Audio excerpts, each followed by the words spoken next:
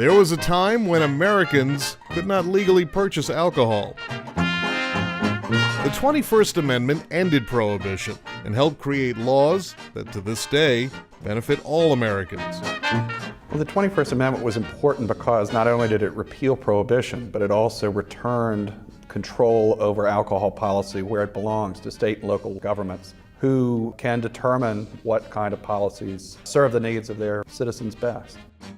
The book, Toward Liquor Control, outlined how states could safely sell and serve alcohol. The Center for Alcohol Policy republished the book because it's still helping shape policy today. Literally, it gives the tenets for why alcohol should be controlled at the local level, why states and local jurisdictions ought to have the final say as to how alcohol is accessed and how it's distributed. The book is a blueprint of what an effective system of alcohol regulation could look like, one that balanced public safety and a dynamic marketplace. The authors recognize that alcohol is not like other consumer products and must be treated differently. One of the really key points is that it's got to be local acceptance and only done through local enforcement. It's clear that what's acceptable in Nevada isn't necessarily acceptable in Utah. The 21st Amendment and the flexibility in state-based regulation allows those local differences to be taken into account.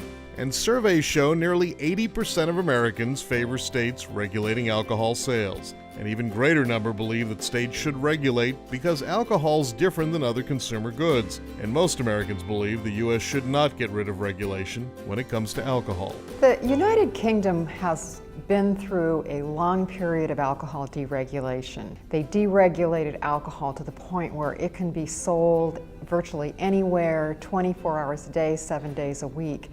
And as they deregulated, consumption increased right along with it. Today, they have underage drinking rates that are twice ours.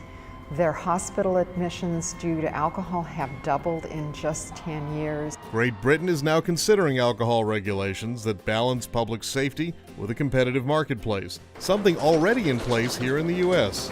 For those countries or other places in the world that have deregulated alcohol, like the United Kingdom, and made it available, we certainly want to avoid the problems that they have. To learn more about the Center for Alcohol Policy, please visit them on the web.